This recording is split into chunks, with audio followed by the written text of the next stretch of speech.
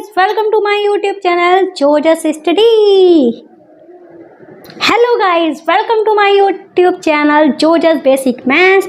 तो आज मैं आपको घात और घातांकों के जो नियम है वो सिखाने वाली हूँ। तो जैसे कि पहला हमारा दिया है ए गुणे में ए गुणे में ए गुणे में ए और गुणे में ए। अगर इसको हम घात के रूप में लिखें तो कैसे लिखेंगे? तो सबसे पहले तो हम सारे के सारे ए लिखे हैं ना, तो ए लिख लेंगे। ठीक है, ए लिख लिया। अब कितने ए हैं? 1 2 3 4 5 5 ए हैं, तो घात में हम लिख देंगे 5। इसको हम इस तरीके से लिख लेते हैं। अगर हम एग्जाम्पल की बात करते हैं तो अगर हमारे पास है 2 गुणे में 2 गुणे में 2 गुणे में 2 गुणे में 2 गुणे में 2, कितने भी 2 हों या कितने भी कोई भी संख्या लिखी हो, तो क्या करेंगे? इसको हम कैसे लिखेंगे? 2 है हमारे पास तो 2 तो लिख ही लो। अब हम क्या करेंगे? कितने 2 हैं? 1 2 3 4 5 6 2 हैं, तो घात में हम 6 लिख देंगे। ठीक है, ये हो गया। अब हम दूसरे को देखते हैं। यहाँ पे हमारा क्या लिखा गया है? यहाँ पे लिखा गया है a की घात m गुणे में a की घात n। यहाँ पे हमारा ये जो नीचे होता है उसको बेस बोलते हैं, ऊपर घात बोलते हैं। ठीक है, तो ये जो है बेस मतलब आधार, a के ऊपर m है, यहाँ भी a के ऊपर m है, a के ऊपर n है। तो हमने देखा कि हमारा आधार तो सेम है, तो आधार तो लिख लेंगे, और घात हमारी अलग अलग होती है। तो क्या होता है? गुणा में घातों को हम जोड़ देते हैं, तो हमारा क्या हो जाएगा? a की घात m प्लस n। अगर हम बात करते हैं क्वेश्चन की, तो क्वेश्चन हमारा इस पे कैसे बनेगा हम ये देख लेते हैं। मान लो हमारी 2 की घात 3 है और हमारा अगला जो है वो 3 की घात में 2 की घात में हमारा 4 है। ठीक है, आधार हमारा सेम है। ठीक है, आधार हमारा सेम है, घात अलग अलग है, तो हमारा क्या हो जाएगा? 2 की घात 3 प्लस 4 मतलब क्या आ जाएगा? 2 की घात 7 हमारा आ जाएगा। अब करते हैं तीसरे वाले को। यहाँ पे हमारा a की घात m है भाग a की घात n है। बेस हमारा सेम है, घात हमारी अलग अलग है। अब इस बार हमारा भाग है, तो भाग में घातें घटती हैं, तो क्या हो जाएगा? a की घात में m माइनस में n। इसको अगर हम क्वेश्चन के तौर पे करते हैं तो कैसे करेंगे? जैसे कि यही हम उठा लेते हैं, 2 की घात 4 है और भाग कर देते हैं 2 की घात 3 से। ठीक है, तो हमारा आंसर क्या आएगा? 2 की घात में क्या हो जाएगा? 4 माइनस में 3।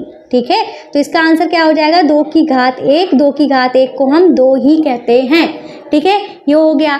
अब हम करते हैं अपना क्वेश्चन नंबर 4। ये हमारा जो है इसमें दिया है a की घात m है और इसके पूरे की घात में हमारा n है। तो ऐसी कंडीशन में हम क्या करते हैं? घातों की गुणा हो जाती है, तो इसको क्या लिखेंगे? a की घात m गुणे में n। घात के ऊपर इस तरीके से जब ब्रैकेट बना के घात लगती है तो घातों की कर देते हैं गुणा।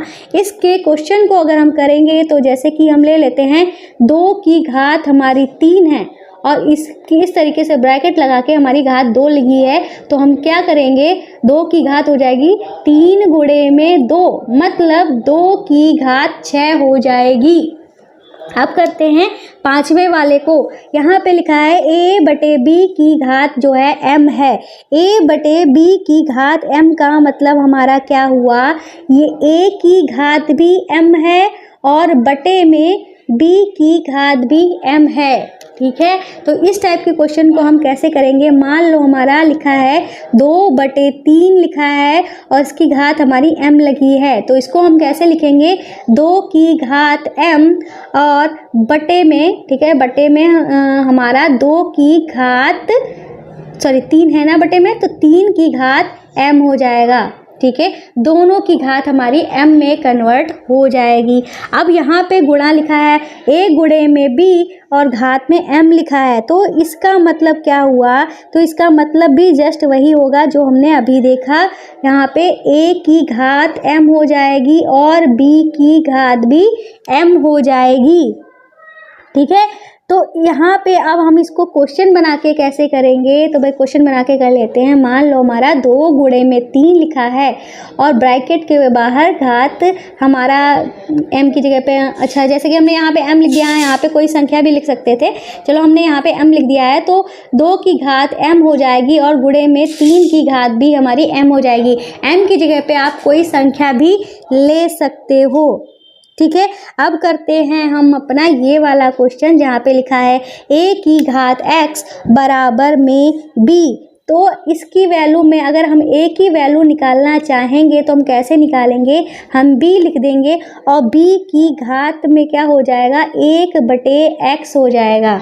ठीक है, ये जो इसके ऊपर घात चढ़ी हुई है वो b के 1 की घात में लग जाएगी जाके। तो अगर इसके क्वेश्चन को हम करेंगे, मान लो हमारी 2 की घात 3 लिखा हुआ है और बराबर में हमारा क्या लिखा है, हम यहाँ पे बराबर में कोई चलो यहाँ पे हम a लिख दें, यहाँ पे इसकी जगह पे a लिख दे तो जहाँ हमारा क्वेश्चन प्रॉपर तरीके से बनेगा।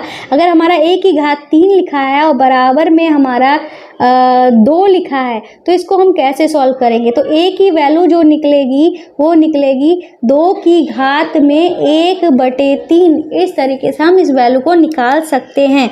अगला जो है a की घात x, b की घात y और c की घात z। इसमें मैंने थोड़ा सा गड़बड़ कर दिया है, एक्चुअली में क्या होना चाहिए,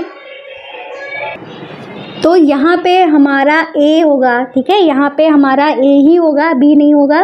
ठीक है, और यहाँ पे भी हमारा a होगा। ठीक है, ये था हमारा क्वेश्चन। तो इसको अगर हम सॉल्व करते हैं, a की घात x, a की घात y भाग में a की घात z, तो हमारा ये क्या हो जाएगा, a की घात में x, ये हमारा गुणा में है तो गुणा में घातें जुड़ जाती हैं, ये हमारा भाग में है तो भाग में घातें घट जाती है। तो इस तरीके से आएगा। अगर क्वेश्चन हमारा दिया हो तो क्वेश्चन को ऐसे करेंगे, मान लो 2 की घात 4 है, गुणा में 2 की घात 3 है, फिर गुणा में 2 भाग में, ठीक है, भाग में 2 की घात मान लो 2 है। तो हम इसको कैसे सॉल्व करेंगे, यहाँ पे हम इसको ऐसे कर सकते हैं, 2 की घात 4 + 3 - 2। तो हमारा क्या आ जाएगा, ये आ जाएगा 2 की घात 4 और 3 7 हुआ, 7 में से 2 गया तो हमारा क्या बचेगा, 5 बचेगा। ठीक है, 4 और 3 जोड़ देंगे और 2 घटा देंगे तो इस तरीके से आ जाएगा। अगला जो है वो है हमारा a की घात n बराबर में b की घात n। हमने देखा कि घात हमारी बराबर हैं और आधार अलग हैं, तो इस केस में आधार जो हैं वो हमारे बराबर हो जाएंगे। ठीक है, इसको क्वेश्चन के रूप में अगर हम करेंगे तो कैसे करेंगे, इसको हम लिखेंगे, मान लो हमारा है 2 की घात 3 बराबर में 3 की घात 2। तो इससे क्या हमारा हो जाएगा, घात हमारी बराबर होनी चाहिए, घात हमने अलग अलग कर दिए हैं। मान लो यहाँ पे भी ये 2 है, 2 की घात 2 है और 3 की घात 2 है, तो ऐसे केस में क्या हो जाएगा, 2 और 3 जो है वो हमारा बराबर हो जाएगा, पर 2 और 3 कभी बराबर हो नहीं सकता है। ठीक है, लेकिन हमने एक एग्जाम्पल दिया है, मान लो यहाँ पे a और b भी हो सकता है, एक एग्जाम्पल दिया है तो इस एग्जाम्पल के हिसाब से मैंने बताया है। ठीक है, हालांकि 2 और 3 कभी बराबर नहीं हो सकता है। अब देखते हैं इस वाले क्वेश्चन को, 10 वाले को। 10 में a की घात m है और b की घात हमारा क्या है, n है। ठीक है, a की घात m है और a की घात n है। ठीक है, इस बार हमारा बेस जो है वो बराबर है। जब हमारा बेस बराबर होता है तब हम क्या करते हैं, हमारा घातें जो होती हैं वो हमारी बराबर हो जाती हैं। ठीक है, घातें हमारी बराबर हो जाती हैं। इसको क्वेश्चन के रूप में हम कैसे लिखेंगे, मान लो 2 की घात 3 है और बराबर में 2 की घात हमारी 4 है, तो हमारे आधार यहाँ पे बराबर हैं, तो जो हमारी घातें होंगी, ठीक है, वो हमारी बराबर हो जाएंगी। 3 और 4 जो हैं वो हमारी घातें बराबर हो जाएंगी। हालांकि 3 और 4 कभी बराबर नहीं हो सकता है, तो हम यहाँ पे a बढ़ा सकते हैं। ठीक है, तो 3a = 4a कर सकते हैं। ठीक है, या हम यहाँ पे b कर सकते हैं। ठीक है, अब कोई प्रॉब्लम नहीं होगी। ठीक है, इस तरीके से तो अब आपको कोई प्रॉब्लम नहीं होगी इस चीज़ को समझने में। ठीक है, नहीं तो आप कहोगे 3 और 4 कैसे मैम आपने बराबर कर दिया। अगर हमारी a की घात में 3a है और बराबर में 2 की घात में 4b है तो हमारा आधार सेम है, तो 3a और 4b जो है वो हमारा बराबर हो जाएगा। ऐसे ही इसको भी आप चेंज कर सकते हो। मान लो हमारा a की घात में n है, हमारे यहाँ पे घातें जो हैं वो बराबर थी और ठीक है, घातें बराबर थी तो हम यहाँ पे कुछ भी लगा सकते, 2a और 3a कर सकते थे, या 3a की जगह पे 3b कर लो तो 2a = 3b कर सकते थे। तो ठीक है, अब आपको कोई प्रॉब्लम नहीं होगी इस चीज़ को समझने में। इतना हो गया। अब हम क्या करेंगे, क्वेश्चन जो है हमारा 11वां वाला, इसको देखते हैं। तो यहाँ पे लिखा है a की घात -n। तो a की घात -n का मतलब, जब हमारी घात माइनस में होती है तो इसका मतलब होता है वो चीज़ हमारी बटे में चली जाएगी और घात जो है प्लस में चली जाएगी। ठीक है, 1/a की घात n हो जाएगी। अगर इसी चीज़ को क्वेश्चन के तौर पे समझते हैं, मान लो हमारे पास लिखा हो 2 की घात -3 लिखी है, तो इसका मतलब क्या हो जाएगा, 1/2 की घात 3 हो जाएगा। ठीक है, इतना हो गया। अब हम करते हैं नेक्स्ट वाले। ठीक है, जैसे कि है हमारा a/b की घात है माइनस का x। ठीक है, a/b की घात है माइनस का x, तो इसको हम कैसे लिख सकते हैं? इसको हम लिख सकते हैं b/a की घात प्लस का x, मतलब घात हमारी प्लस का हो जाएगा, ये हमारा उल्टा हो जाएगा। इसको अगर क्वेश्चन के रूप में हमें लिखना हो तो मान लो हमारे पास लिखा हो 2/3 की घात है हमारी माइनस का 4, तो इसको हम ऐसे भी लिख सकते हैं 3/2 की घात 4। ठीक है, इस तरीके से भी हम लिख सकते हैं। अगला जो है यहाँ पे -a की घात अगर सम है। ठीक है, सम हमारे क्या होते हैं तो आप ये देख लो, सम जो होते हैं वो हमारे वो होते हैं जो 2 से कट जाते हैं, जैसे 2, 4, 6, 8, 0।